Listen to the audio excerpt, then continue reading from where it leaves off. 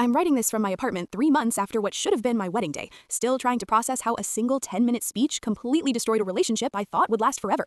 My name is Leah, I'm 29 years old, and I was engaged to a man named Carter, who I'd been dating for 5 years before everything fell apart.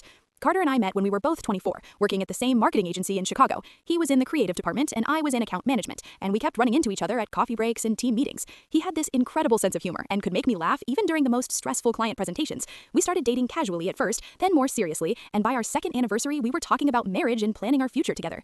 Carter proposed on a weekend trip to Michigan at this beautiful lakeside cabin we'd rented for my 28th birthday. It was intimate and romantic and exactly what I wanted, just the two of us without any pressure or public spectacle. When we got back to Chicago and started telling people our news, everyone seemed genuinely happy for us. My family loved Carter, my friends thought we were perfect together, and I felt like the luckiest woman alive.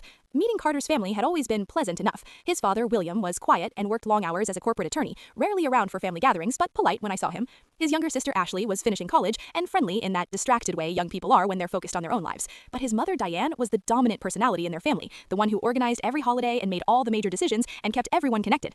Diane had been welcoming to me from the start, or at least I thought she had been. She'd ask about my work and my family, include me in their holiday celebrations, and generally treat me like I was already part of their family. Looking back now, I can see that her questions were always probing, digging for information in ways that seemed friendly but were actually calculated. She'd ask about my parents' divorce when I was 12, my strained relationship with my father, my mother's struggles as a single parent. At the time, I thought she was just trying to get to know me and understand my background.